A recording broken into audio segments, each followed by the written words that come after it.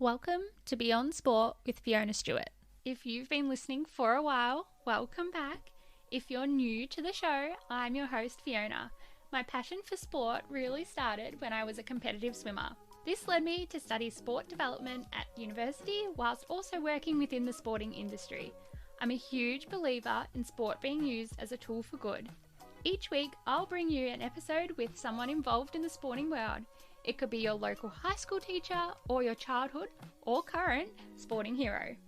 The difference is that it's not your typical type of questions.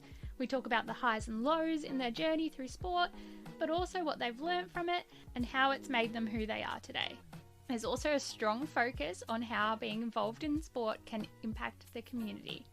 If you haven't already, make sure you hit follow wherever you're listening so you don't miss the drop of each new episode. If you're after some bonus content, then you can check out our Instagram or Facebook page at Beyond Sport with Fiona Stewart.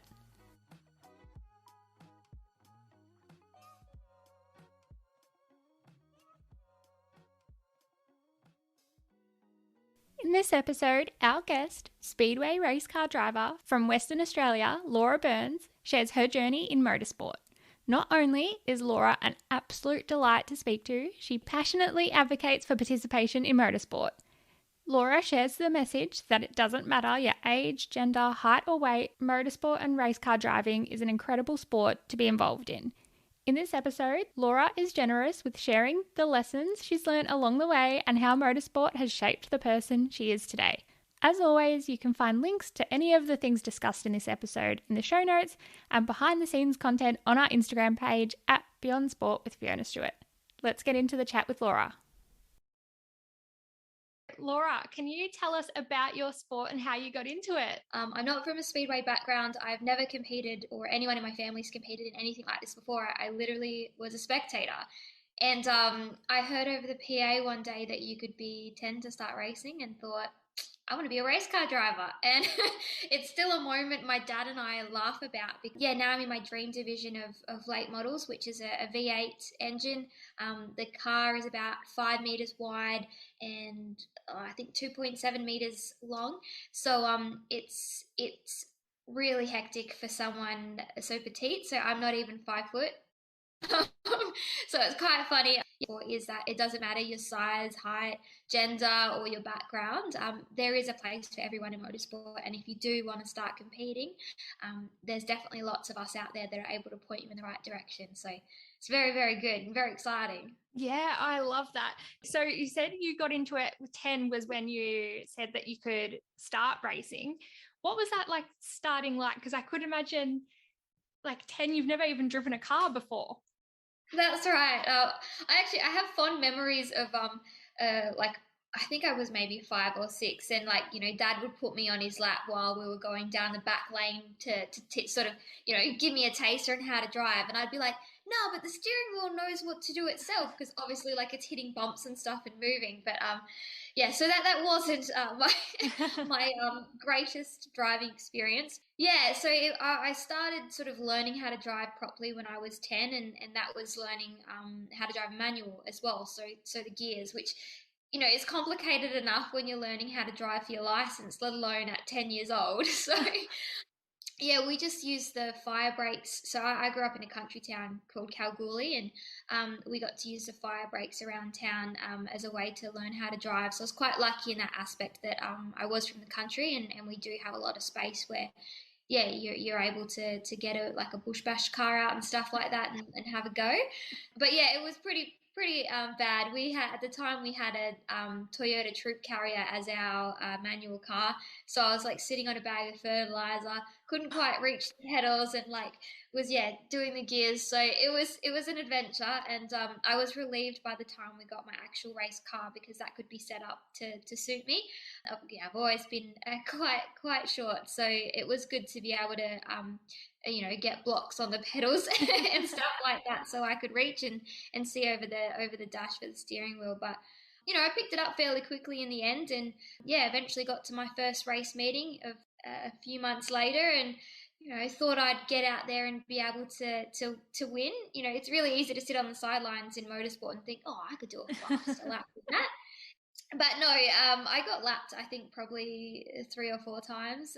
But you couldn't wipe the smile off my face. I was just so happy that I was able to do something like this. You know, drive a race car at 11 years old, and for me, motorsport as well is something where it doesn't matter. Like I said before, your size, height, weight, gender. You know, once you're in the car, you're the same size as everyone else, and that's something that still resonates with me today in the type of car that I race with, how big it is, and yeah, the varying abilities and ages of the people that I race against, and heights. You know, some people I would look at, hello, how are you? Like they're like double my height.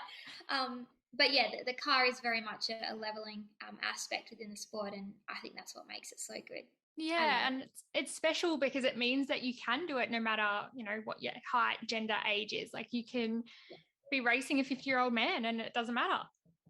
That's it. Yes, some of the people I race against have been racing longer than I've been alive, which I think is quite special. But equally at the same time, a lot of them are really open to mentoring that next generation coming through. So I'm thankful that you know, our division and Speedway is so open, and I guess motorsport in general. I've found that out more recently. So yeah, it's good to be part of, and I'm glad that I've got such a supportive environment around me. And you said you started quite young. Was there any other sports that you played like growing up?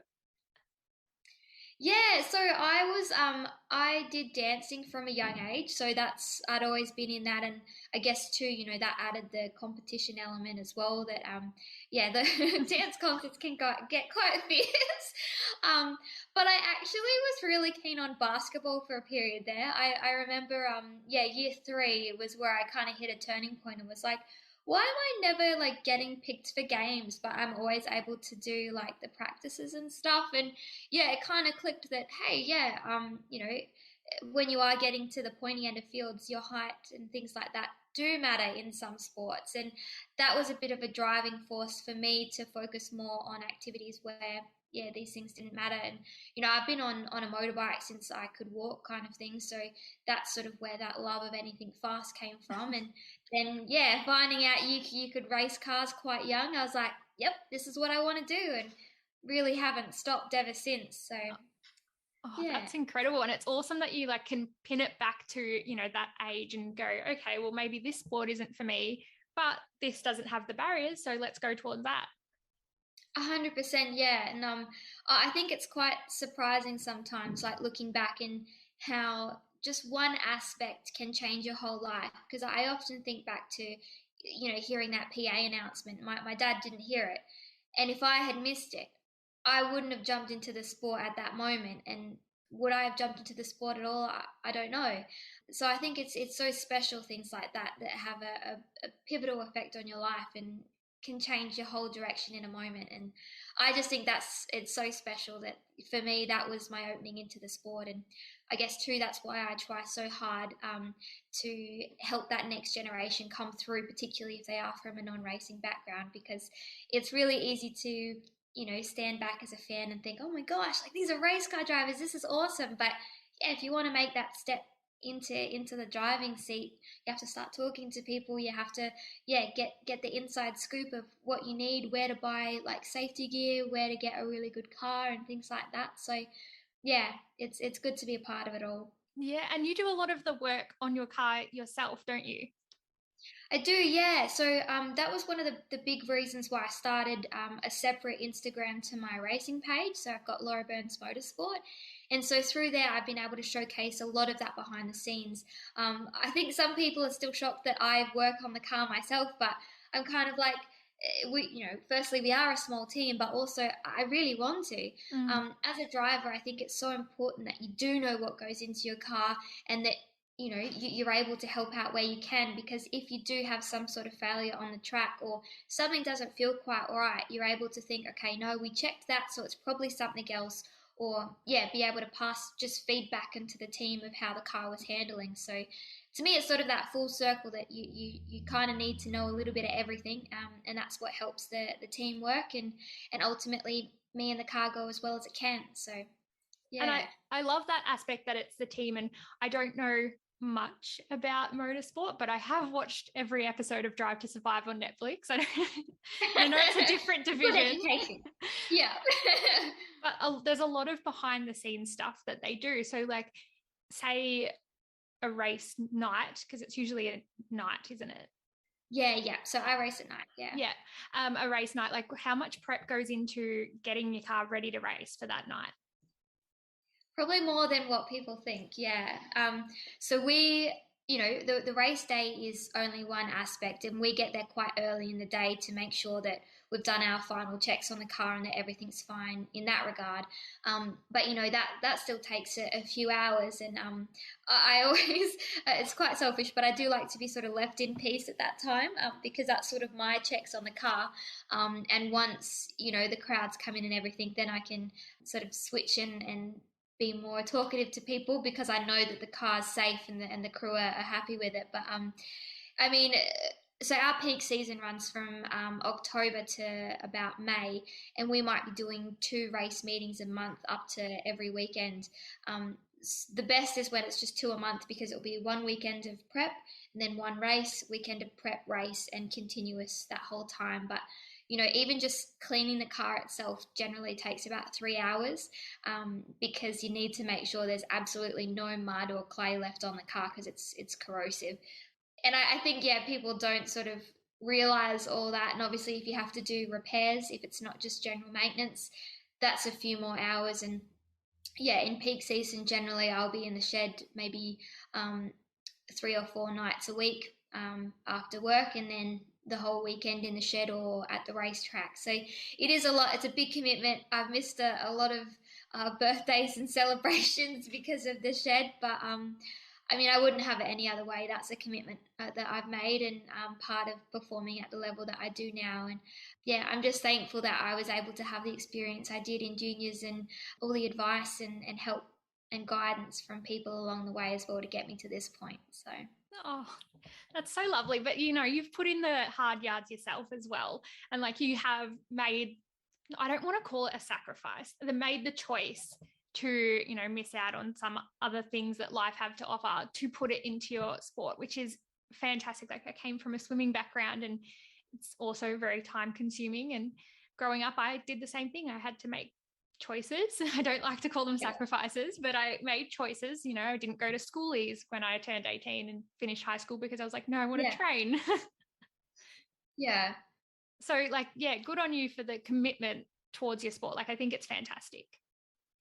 Yeah, thank you. Yeah, I think some people think that, yeah, a lot of sports it's sort of just like, oh, you turn up and you go, or for us it's you turn up and you race. But yeah, there's a lot behind the scenes and a lot that we have to do. And even I guess aside from the physical maintenance of the car, for me, I need to be making sure that I'm fit and able to compete.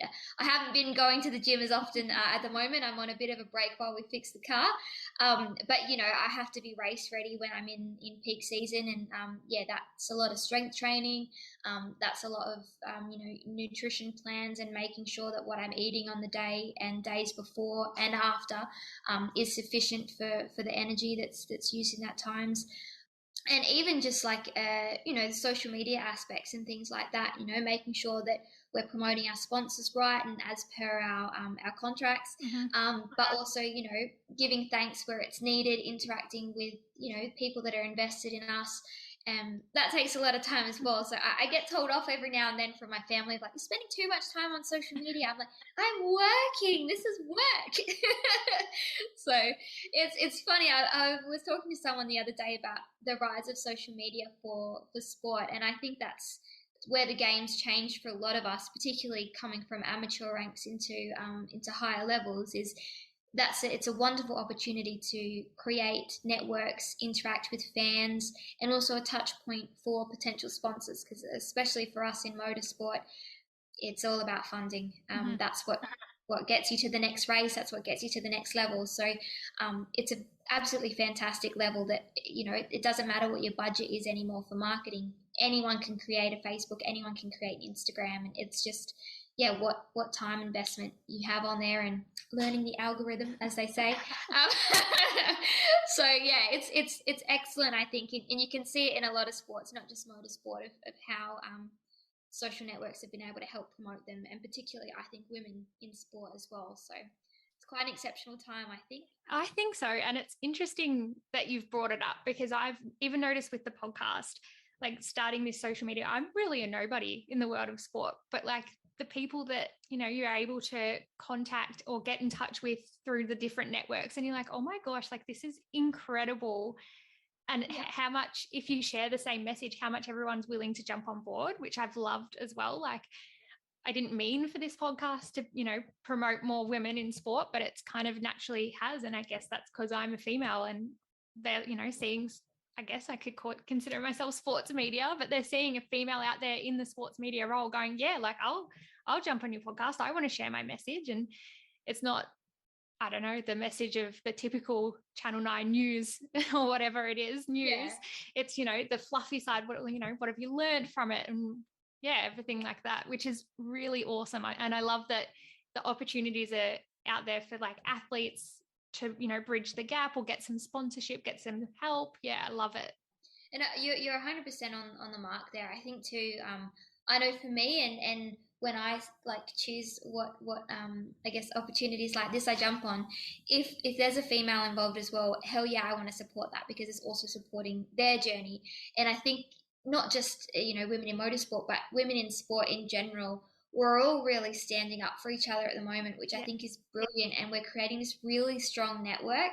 And I just think, you know, if you're a young athlete coming into this now, that's brilliant. This is the best time to be starting in sport, no matter what area you're from. And even if it's not as an athlete, you know, if it is the media side, if you're wanting to come in as an official or some sort of volunteer role or mentor, coach, you name it, this is the perfect opportunity, because that network is so strong. And yeah, it's just, what a time to be alive, I think. It's just brilliant.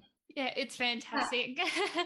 Speaking of, like, has there been any like significant milestones in your particular journey, either like wins, losses, or injuries that have, you know, kind of defined where you are now or have helped, you know, shape where you are now? Yeah, that's a really good a good question. There's definitely lots of what I like to call crossroads that are sort of defining moments that you think back on. You know, I could have gone this way, could have gone that way.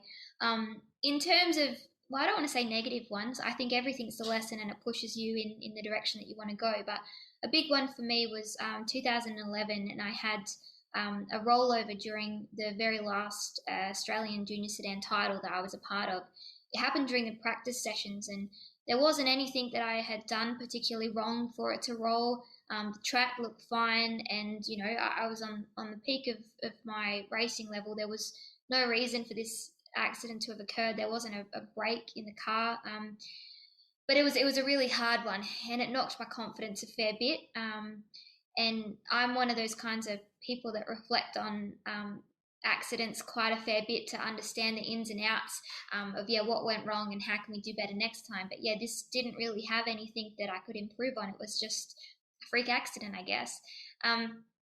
But that really, you know, it shook my confidence. I did finish the season in juniors, but then I took about, I was meant to take a year off. I wanted to take a full year and then decide what to do after that, but couldn't last. I only lasted 10 months and I was back in the driving seat. But I think something like that needed to happen for me to sort of take time out again for myself. You know, that enabled me to finish high school as well without racing. But it also then helped fuel that fire, build that fire back up in me that, no, I want to be a race car driver. This is what I want to do. This is what I love doing. And I'm prepared to do that. So that was probably one of the biggest ones for me. And I still feel awful. So it was in Murray Bridge and we had to cross the Nullarbor. And I was so upset at myself, I didn't talk the whole drive back. That was 2 days. So I still get a bit of crap from my family and friends about that. But yeah, it was just, you know, sometimes you just you're just sad. So that was one of those things. But I think in terms of like, well, a definite crossroad point was making the decision to jump into late models. I'd sort of been thinking about it a fair bit in 2015, and we sort of did the math and all sorts, but couldn't quite commit at that stage just due to bits and pieces that were happening in my life. And thought, maybe one day I will, but one day I might not. So we focused on building another car in production sedans, which was a FG Falcon. But in doing the maths for that, we realised that the cost to build that, which would be, one of the highest performing cars in that division, we could get an entry level car in late models. And I thought, stuff it, we need to do this. So saved up some more money, and we bought our first car, and that was a couple of years ago now. So I just finished my second season in late models, but it was the best decision I think we've ever made. Again, it's a lot more sacrifice than other divisions because it's not something that you can sort of pause racing and then come back to. You really need to be on your A game the whole season, and particularly for me, so new, I need to get as much experience and learnings as possible. But I have no regrets. I have loved every minute of this journey, even the crashes, even though they're faster and harder and more awful.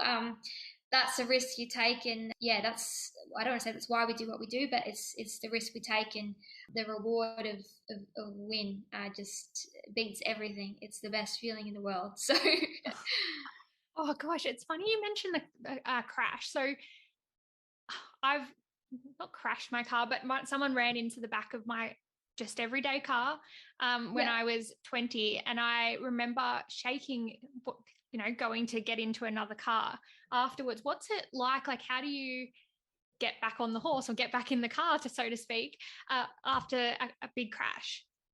That's a really good question, because you do still find you can get a bit shaken from things. I know particularly after that crash I mentioned in junior sedans, I was a bit shaken because I didn't know why it happened, and I didn't then necessarily have the trust with my car again that it was going to do what I wanted to do. I haven't really felt that way in a while. I think it's more now for me, just if I'm out of the seat for some time, I feel a bit rusty, and so I need to get my confidence back up. That the car is going to do what it's got to do, and just me doing a couple of practice laps that okay, now I remember how these things turn. For us, I had someone ask me about fear recently of how, like, are you scared racing, and are you scared of the idea of crashing? And I hadn't really thought about it before, but I'm honestly not, which I think is crazy. But I'm not, and I think you can't be, I don't think. I'm always, I won't lie, I'm scared and I'm nervous before I go out onto the track, and it's just that fear of the unknown, that I don't know what's going to happen, and I'll be sitting in my seat shaking because I'm so nervous. But as soon as I get onto the track and the lights go out that we're ready to go, that all fades away. I'm not nervous anymore. I'm fired up, and it's just, I'm here to do a job, and I'm at one with the car. And we're going 150 kilometers down the straight before we chuck it in sideways in a corner, and I'm still not scared. I'm just so focused on what I have to do. But I think, though, I've been in a road crash as well, and I think that was scarier than being in a race crash. And I find that the racetrack is easier than regular roads because not only do you feel a bit more confident because you're fully kitted up, you've got your helmet on, you've got a Hans device, which is what they have in Formula One, and you've got a flame-proof suit on, but you also have that trust of the other drivers around you that these guys have been racing for some time. They know who I am. I know who they are. We're going to respect each other. But roads, you don't know that. You don't know if someone's just dreaming away or asleep or whatever. So I respect that. It is scary jumping back in after a road crash. But for me on the racetrack, I can't afford to be scared or anything. Yeah, well, you can't really have that hesitation or that fear in you when you're going 150 kilometers an hour. Yeah, that's it. And even like you're always watching what's going on in front of you, and then like two lots of cars in front of you, as well as thinking about what's behind you. Everything is just instinct, and I think that's what some people don't realize is it does take a while to be a good driver, and that's why starting out young is where you get the benefits, because then you can progress into senior ranks and you've already built up this really strong skill base. but it's just instinct. You know, half the time you don't even think. You're just like, that car's going that way, I have to go that way, or this is a crash, I need a brake, I need to take action. And I like to call that the zone, and that's where there isn't any fear. It's just focus, and I love it. Just that feeling and the adrenaline. I want to race now. It's very good. If you could go back and relive a moment in your sporting journey, what would it be and why? Oh, that's hard, isn't it? There's a few points that I really, really enjoyed. I know for me, when I started out in production sedans, again, I think all the moments that I really like is where I didn't expect anything to happen and something did. One of the things I say to myself sometimes is expectations are resentments waiting to happen. Mm-hmm. So I'm a big fan of, what happens in life is just it. Yes, you do control your destiny, but you have to flow with what's happening. And if you don't get an opportunity, or you don't get that win, it wasn't your time yet. You got to wait for the next time. And yeah, so I know when I started out in productions, I didn't expect anything of my first year in the sport, but I picked up the track championship of the Perth Motorplex, and I was the first female to take that championship, which was really special for production sedans. And just everything kind of flowed on from there. I got quite a few scholarships through. I got one through my University of Western Australia, for a sports scholarship. Was named a Speedway Australia Rising Star, and also picked up a Lane Beachley Aim for the Stars scholarship. So it's like all the stars aligned, and it was just a great way to jump back into the sport after having a break, and really gave me that, I guess, assurance that what I'm doing is right. I am on the right track, pardon the pun. And that, yeah, I do have a place in the sport, because it is really easy to start doubting yourself. And I think that's not only a sporting thing, I think that's in life as well, that you kind of get a little bit of imposter syndrome, and you're kind of like, am I as good as I think I am, or is it people tell me, or like, am I missing something? So it is really good getting that external validation of, no, like, bloody hell, you're doing a great job. And yeah, that confidence that when you go back on the track, you're like, no, I know what I'm doing. I've done this so many times. And yeah, you go out there and you kick butt again. And it's very good. And it's awesome that you've brought a positive one that you'd like to relive, because, the stars aligning, it doesn't happen often in sport, but when it does, No. or in life either, I guess, but like when it does, you're like, oh, yes, like all the hard yards that I've put in have been not worth it, but like there's a reason to why I was doing that, and it is the right path. Yeah. That's it. Yeah.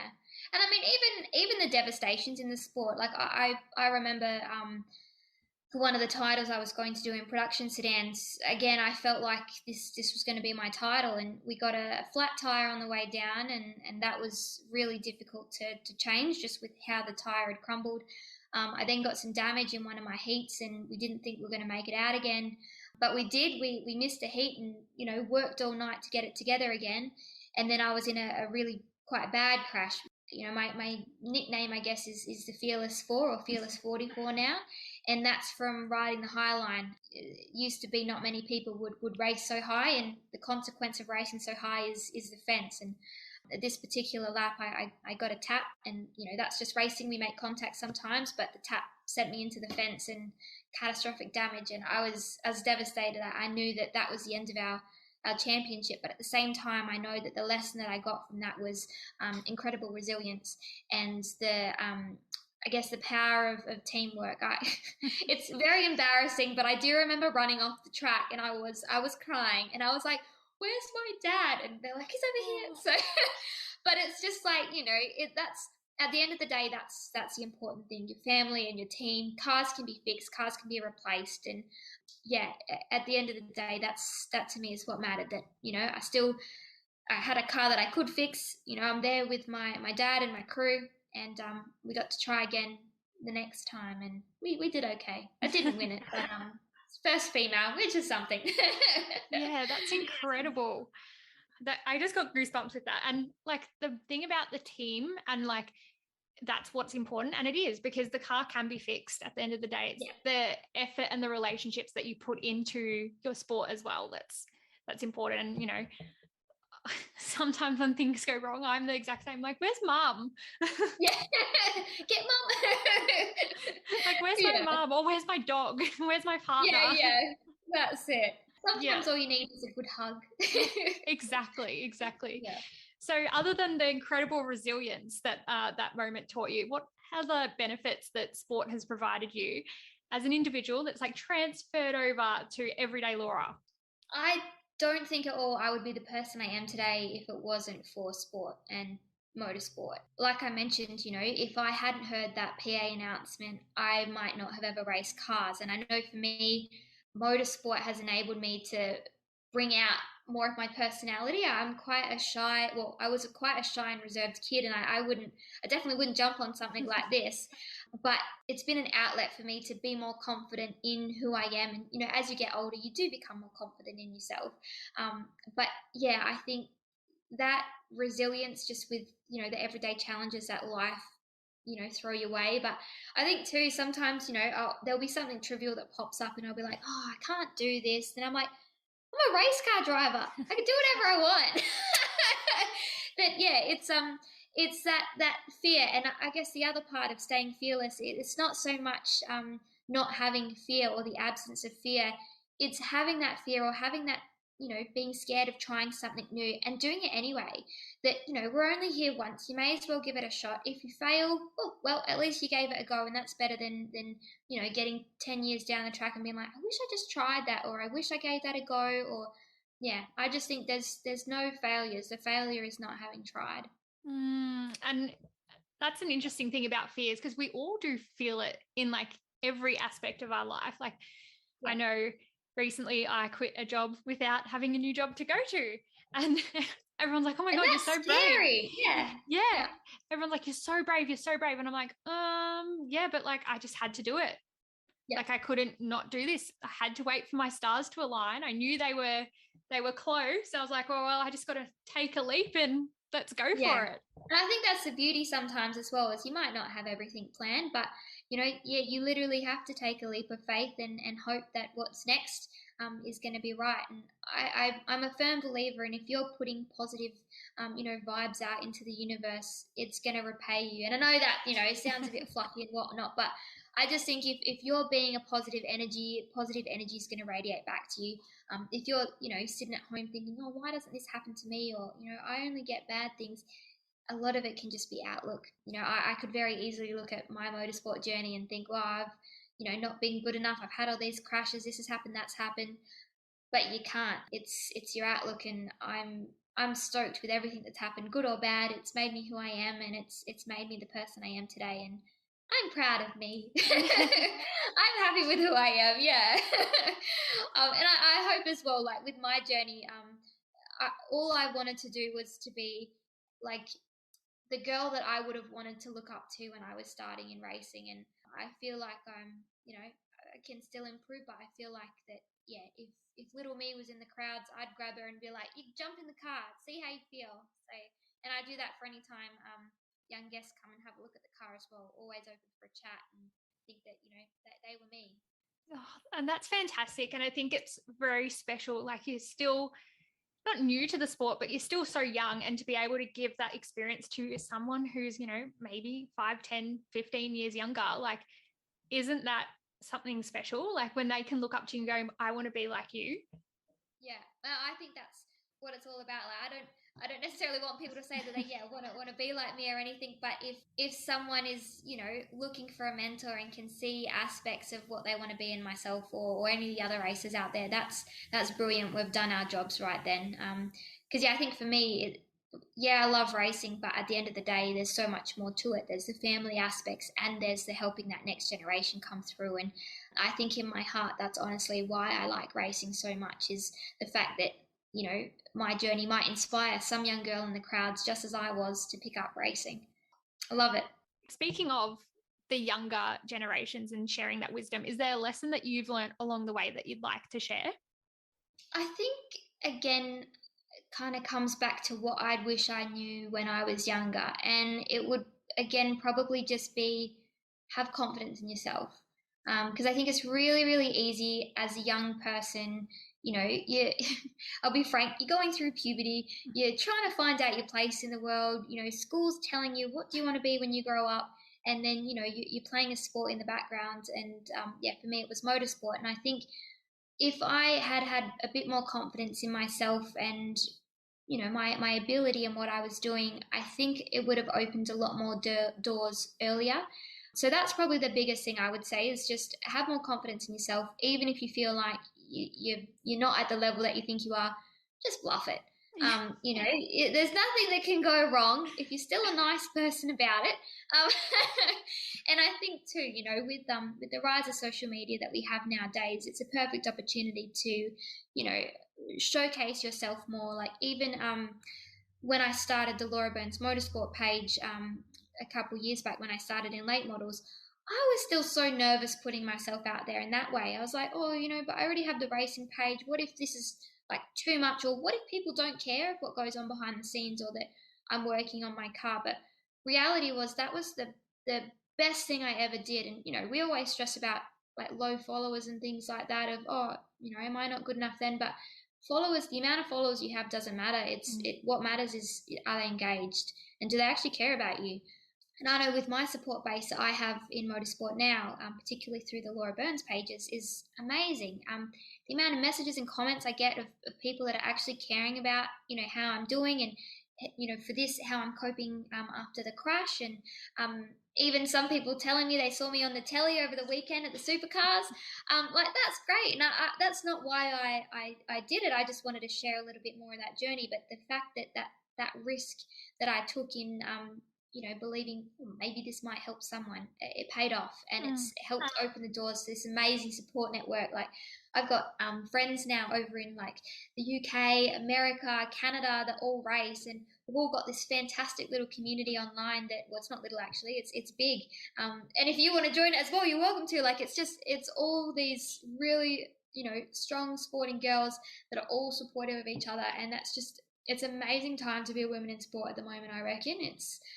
I wish young me could have been a part of it. And so that's why, if you're a young girl out there, you're not sure what you're doing, message one of us. We're always more than willing to help, because we were you one day.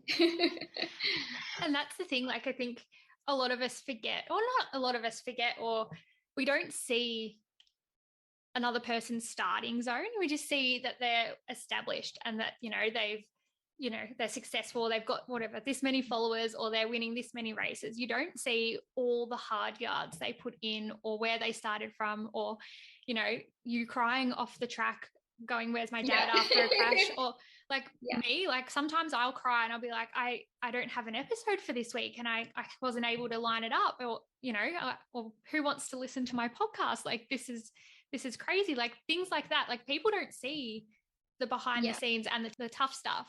But like, believing in yourself and having the confidence to do that and go, well, you know what, I'm just going to do it anyway. Like, who cares if it affects one person and it helps one person, then I've made a difference. I've made the outcome that I set out for.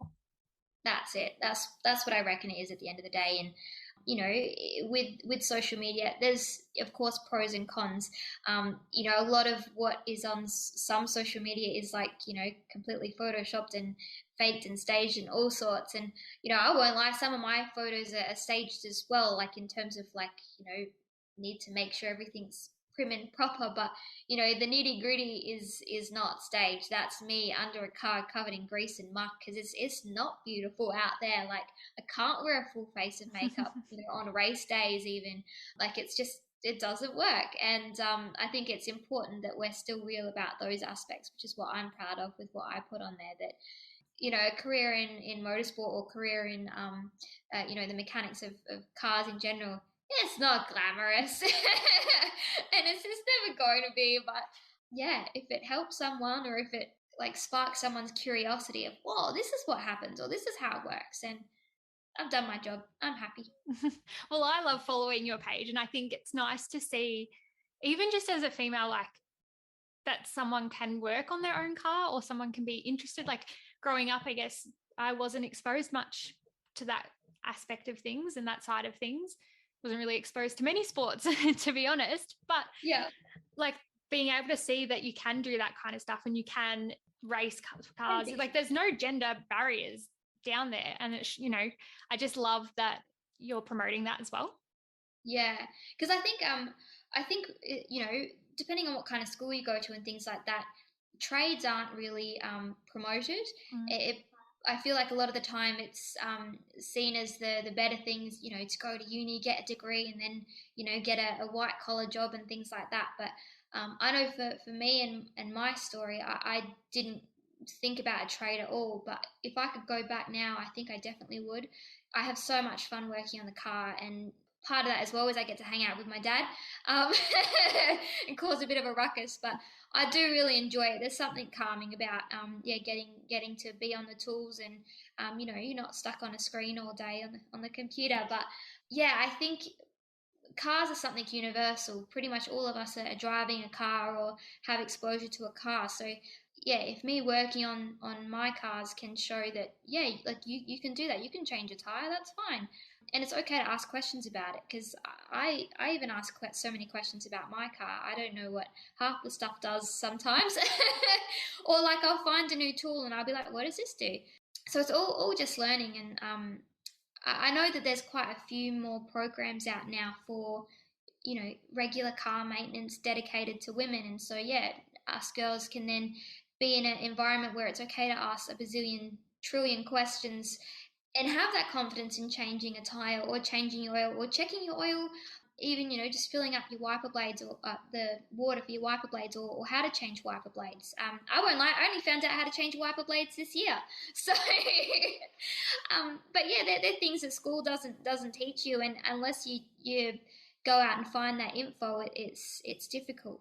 Even things like motorbike riding. I know that I don't have many friends that ride motorbikes, but that's where my journey kind of started. I've had a bike since I was 5, but I don't go out and ride, not just because I'm time poor, but because I don't have a group of girls to go riding with, and so there are also barriers to participation in things that, yeah, if your friends aren't doing it, it's difficult to continue, I think.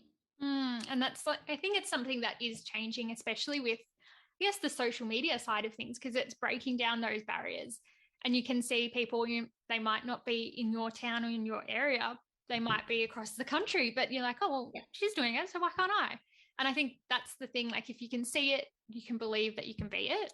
100%. It's that visibility of anything. We're really changing the game across all sports, I think. I know, for going semi off topic, but the women's football, when that's on here in Fremantle, that's a packed stadium. And I know it's free entry and things like that, but that doesn't matter. If you weren't interested in it, you wouldn't go. And the fact that they can draw such a crowd is incredible. And yeah, I'm so proud of that's able to be at that level already in with that season. So Yeah, yeah, and it's still like in its infancy, like women's AFL. Compare it to where the men started, like back in the day.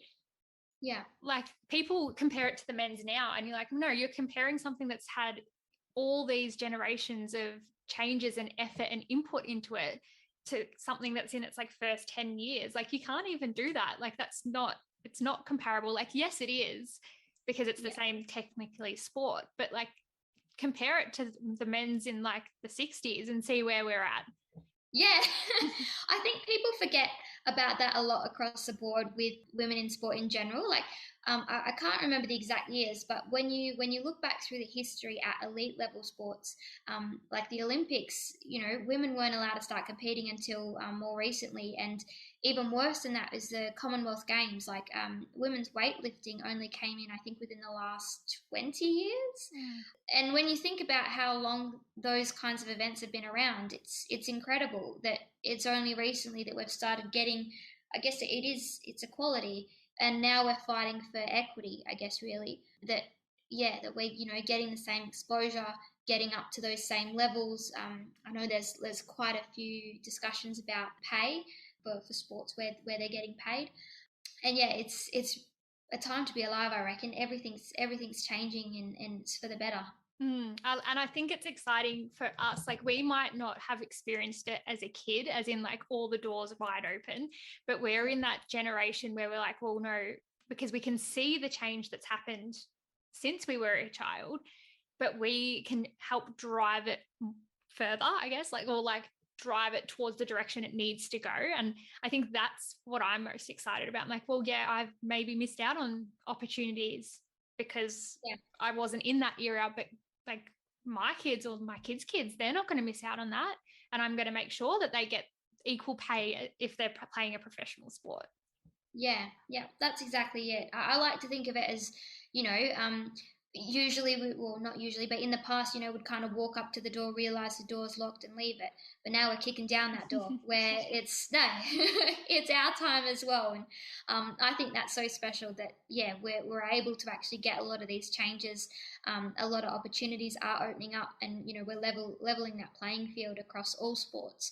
So I think it's, yeah, absolutely brilliant time. And I can't wait, like you said, for what's ahead for the future.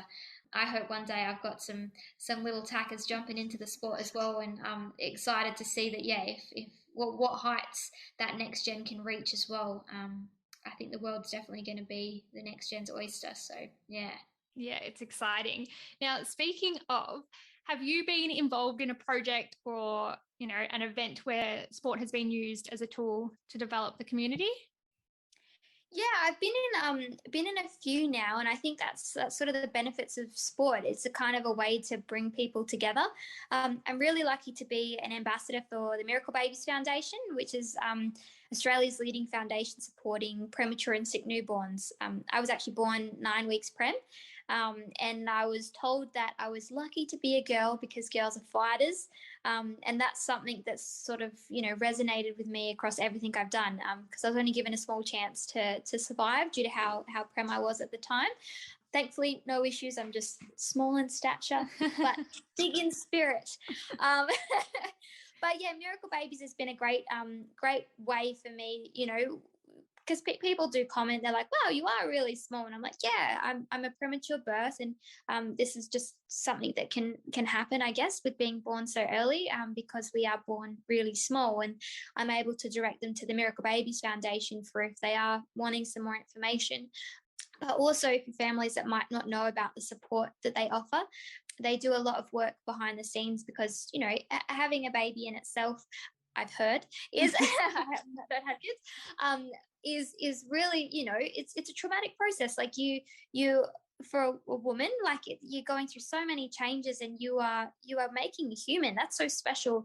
But then when that gets put in jeopardy, that you can't go to full term, or there's some issues and need to go to NICU, then it's awful. You don't necessarily plan for that, and that was the case with my family. So I like to use my racing and my story as a form of advocacy to bring more awareness to miracle babies, that there is support networks out there, and they do support groups as well for premature babies, so they can all come together in a really safe environment. It's really special. So that's really great. And I'm also tied up with Blue Steel. So for May, they've got pink and purple boots, where $10 from every purchase goes to Breast Cancer Foundation, which is also something quite close to home for me. I lost my absolutely beautiful aunt last year due to breast cancer, and so something like this is a great way to give back. And I will rock my pink boots for as long as I can until they're no longer pink and I have to get another pair.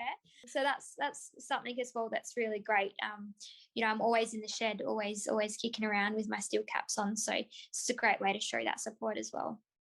And are we able to potentially pop like the links to that in the show notes? Like if I find them and send them, or you send them to me, can I pop them in the show notes? So if people want to find out any more about those two organizations, they can find out the info? Yeah, they sure can. I can pass that on. Yeah. Perfect. Awesome. Because I think, it's just the advocacy of showing that these are these organizations and they're doing amazing things to help families go through traumatic times. Like, yeah. Unfortunately, like no one can predict health like we would want to, but no one can predict these things. And when they do come, it's usually very unexpected, and it kind of leaves the family in like a wave of shock afterwards. And if there's support out there, then I think, the more people that know about it, the better. Yeah, I think you've hit the nail on the head there. That's it. It's all about the support, and I think it's quite easy not to sort of realize what's out there until you're in a bit of a pickle and need that info. So yeah, they're two that are quite close to home for me, and yeah, always happy to help out with those kinds of things where I can. It's important. Yeah, well, that's fantastic. And speaking of, we touched on it a little bit before, but where do you see the future of sport? It's obviously very bright for the young females out there. Yeah, I think that, you know, we're really close to some breakthroughs in a lot of sport. I think motorsport, we probably still have a fair bit to go in terms of getting like equal numbers across the divisions, and I think a lot of that's going to come from, you know, the advocacy, getting more sponsorships out there, and training. You know, with anything like this or anything to do with sport, it all starts in the grassroots. If you're getting young talent and young women coming through those ranks, you're going to have more talent up the pointy end. But for motorsport, we're not really seeing that. We're not getting, you know, actually we do have quite good numbers in the junior ranks, but then they're not continuing onwards. So it's kind of like, how do we retain people at that level? What are the issues that they're actually facing for staying within the sport? Because you know, not only is sort of 17, 18 a life-changing moment, but also, you know, you're finishing school, you know, you can go to the pub now, you know, you might be relationships, you might be looking at getting your first house. So priorities do kind of shift. And I know I definitely thought, you know, do I still want to do this sport? Do I still want to play? So yeah, it's even re-engaging with people after they're left. How do we do that, and how do we get them back up to the level that we need them to be at to compete at these higher levels? So I think that's probably going to be the core focus within motorsport for the next few years, and then maybe one day we'll get someone in Formula One from Australia as a female. Yes. Oh, One day. Are you volunteering yourself? I mean, I could. I think that there's a bit of a divide at times between us on dirt and the bitumen races. But I'm a strong fan of dirt. I always think dirt's better. But after going to the supercars this weekend, so I was an official there and got to work in pit lane. I might think that bitumen is also very good, and I dig it. I like it. It's very nice. I want to have a go. Well, the future is bright for you.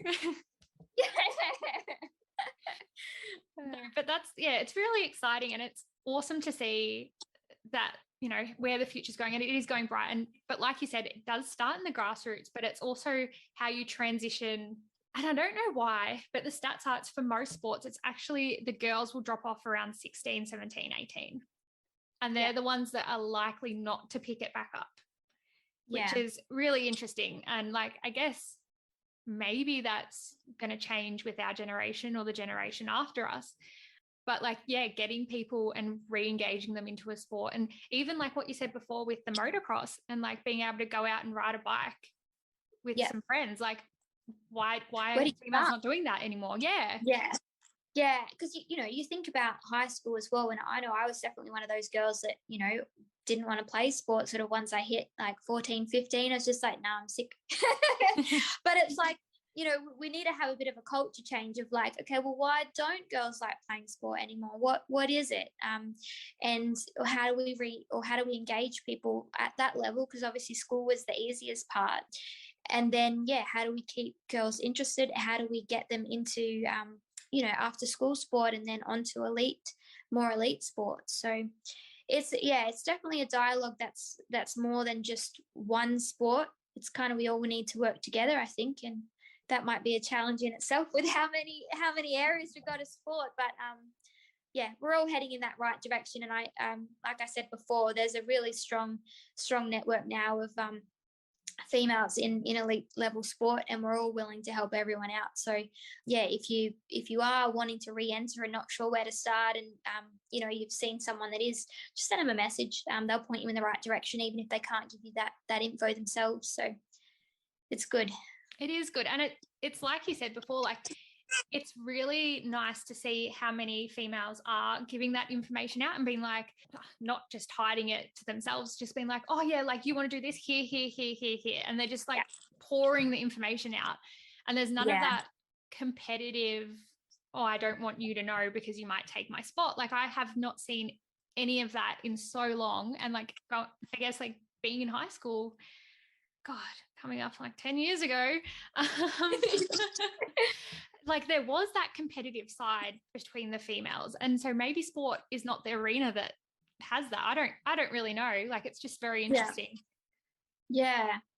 No, I think, yeah, if there could be some studies on that at some point, I think that would be like rad, as, yeah, sort of like a generational thing. Maybe you follow some people like for 10 years or something to see, yeah, what, I don't want to say what the consumer choice is, but it's kind of like, yeah, what happens to people? Why do they opt out of sport, or how do they find their way back in? That'd be cool. Yeah, it would be. Sense. Are we volunteering to do that? Who do we need? Do we need a psychologist? We're creating a longitudinal study here. Maybe. I'm going to keep your name on the list if I do find someone who wants to do that study. Yeah.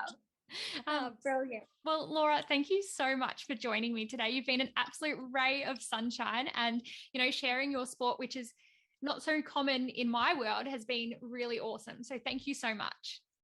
Oh, thank you so much for having me. It's been a pleasure, and I love sharing my journey, and yeah, the hope that it might inspire someone else to jump into motorsport or sport in general. I'm not being biased now, but motorsport's better. Motorsport on the dirt. Yeah, that's it. Yep. A-team. Well, thank you again. No worries at all. Thank you. Thank you for listening to this episode of Beyond Sport with Fiona Stewart. This is a completely independent podcast that has been created to share the journey and lessons of top-level sporting professionals, but also your everyday lover of sport. If you liked this podcast, I'd really appreciate if you could leave a review and share it with someone who you think would also enjoy it. Until next time.